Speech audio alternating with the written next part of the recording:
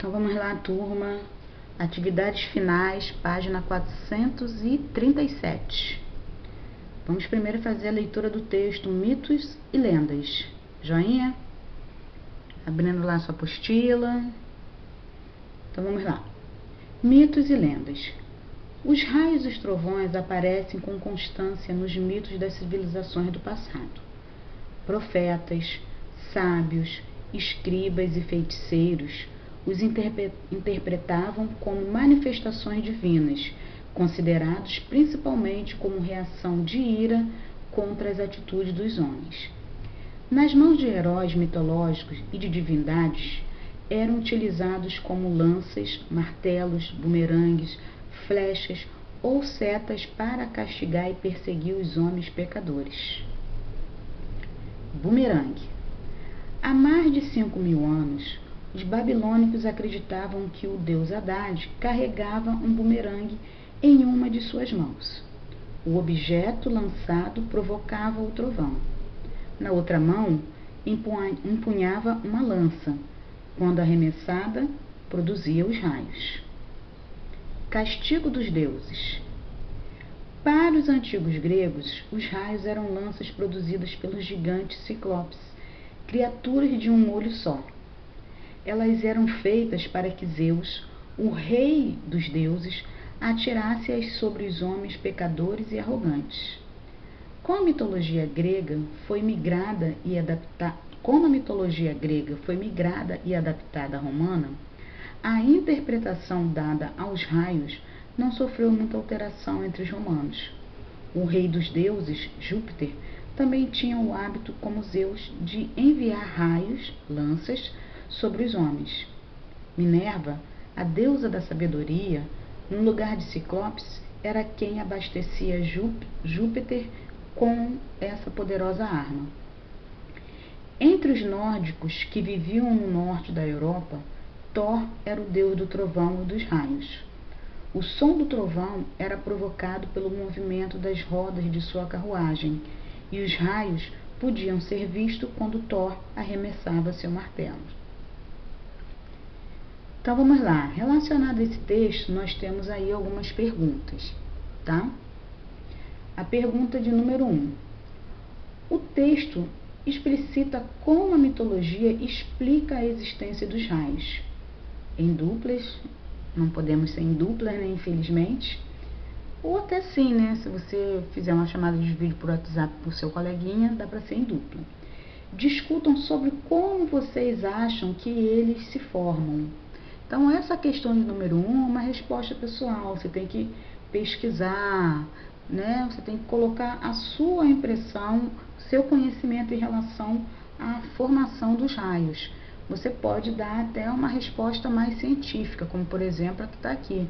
Os raios se formam quando certa região de uma nuvem acumula excesso de carga elétrica positiva ou negativa. Tá? Então, a 1 é a sua impressão, é como você acredita que isso aconteça. Na letra B. Uma excelente técnica para aprendermos o sentido de um texto é anotarmos suas informações básicas. Elabore 5 notas sobre o que foi apresentado no texto Mitos e Lendas. Então, essa letra B, você precisa voltar lá no texto e anotar questões relacionadas às informações básicas que estão no texto em relação aí ao que foi apresentado. Então, vocês poderiam ter anotado: os antigos acreditavam que raios e trovões eram fruto de ações divinas. Para os babilônicos, o deus Haddad produzia raios e trovões com uma lança e um bumerangue. Segundo os gregos, Ciclopes fabricavam os raios e Zeus os atirava nos homens.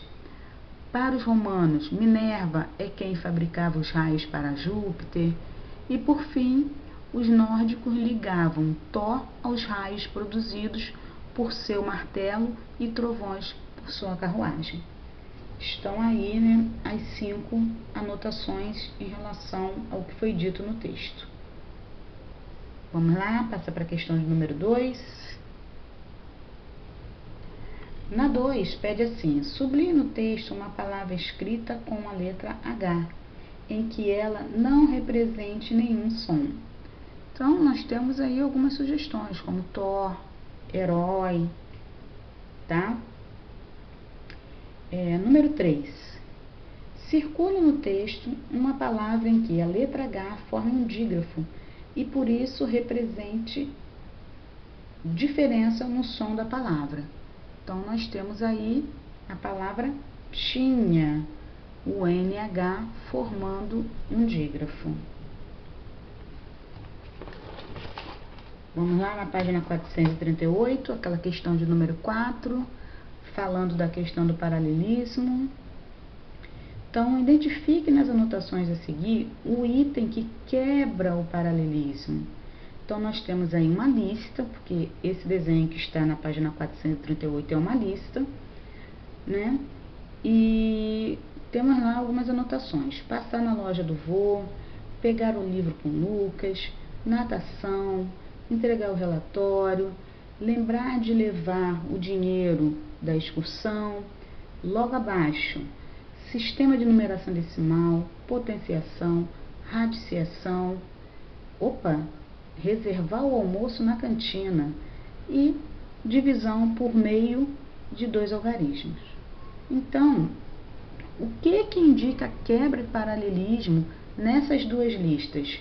Na primeira é a questão da natação, né?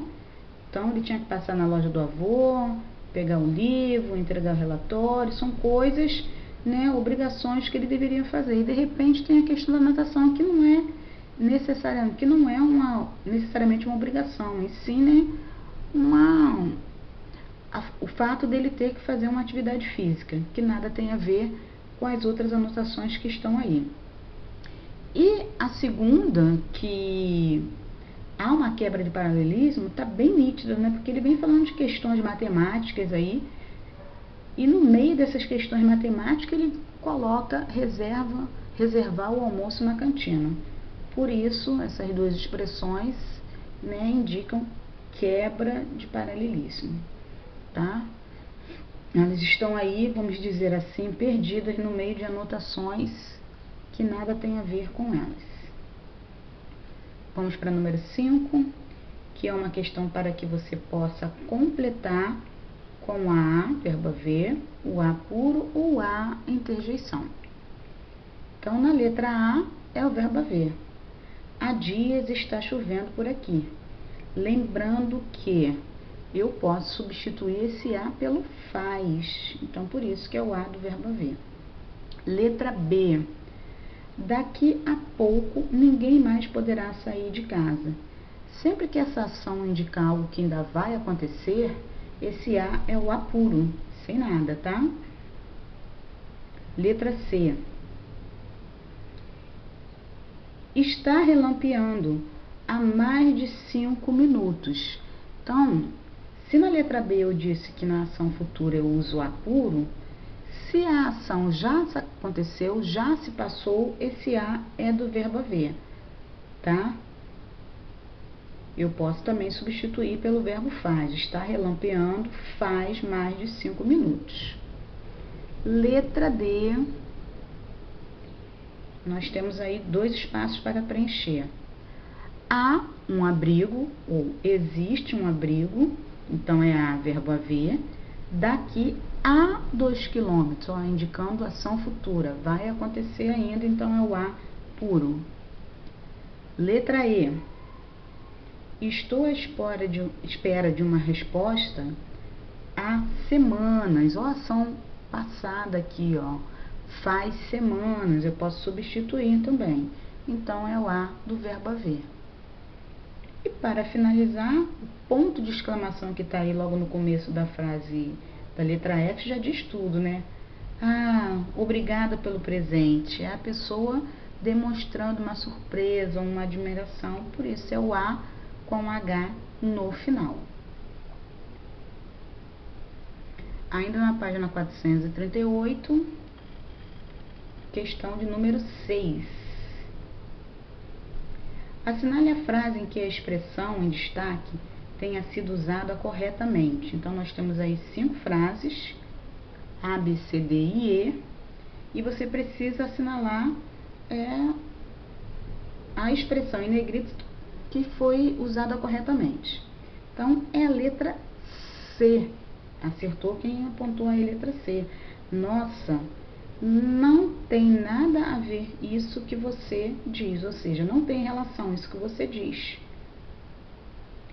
Não pode ser a letra A, porque na letra A está assim: o rapaz disse que essa história tem a ver com você, então tem relação com você, tá? Então o certo seria o nada a ver, sem o verbo haver, tá bom?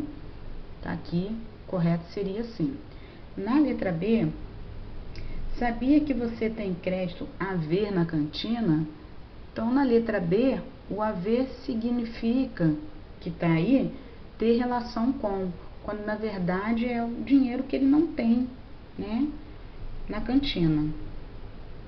Você tem crédito a haver na cantina. Então seria o verbo haver. Crédito a haver na cantina.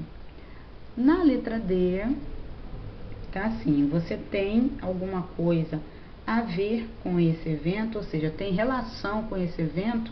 Aí está o verbo haver e deveria ser o haver. E na letra E, se eu pudesse, deixaria o dinheiro haver depois. Então, observem que não é esse haver, e sim deveria ser o haver do verbo haver. Se eu pudesse, deixaria o dinheiro a haver depois, que seria o correto. Tá? Então, aqui está escrito corretamente dentro da gramática da língua portuguesa, é a letra C, que está certinha aí, as outras estão erradas. Número 7. Assinale a opção em que a palavra destacada foi corretamente grafada com a letra H inicial, como em hábito. Então, queridos, numa pesquisa, se você pesquisasse aí o dicionário, vocês iam ver que a única que está grafada com a letra H corretamente é a letra E, porque estéreo não tem H, ágeis também não, âmago também não e idolatram também não tem, tá? Então, a que está grafada corretamente com a letra H é a letra E. Na número 8, você precisa preencher os espaços e marcar depois lá a letra que corresponde à sequência correta. Então, tá assim, ó. Há 2 anos estávamos viajando. Daqui a 3 dias meus primos chegam de viagem. A que horas começa a festa? Então, a letra que responde corretamente à sequência é a letra B, porque o primeiro é A do verbo haver, o segundo é A puro, que indica uma ação que ainda vai acontecer, e o número 3 é o A puro também. Beleza? Vamos lá, número 9. Também você precisa completar e depois marcar a sequência que responde corretamente. Você não tem nada a ver com aquela bagunça. Então, é o haver sentido de ter relação, tá? Deve haver algo que possamos fazer sobre isso. Deve existir algo. Eu posso substituir, então é o verbo haver. E a terceira, a Aline disse ter tudo a ver com aquela festa surpresa, ou seja, ela tinha relação com aquela festa surpresa. Letra C é a letra correta do número 9.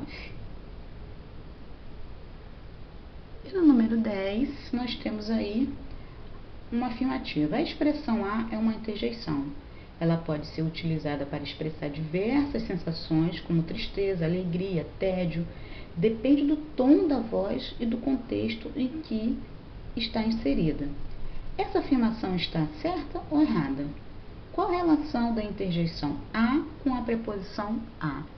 Então, da primeira pergunta, acertou quem disse que essa afirmação está correta, porque ela está realmente. Nós vimos na aula anterior, na aula de revisando, que o A com H no final indica exatamente surpresa, admiração, alegria, dor, tá?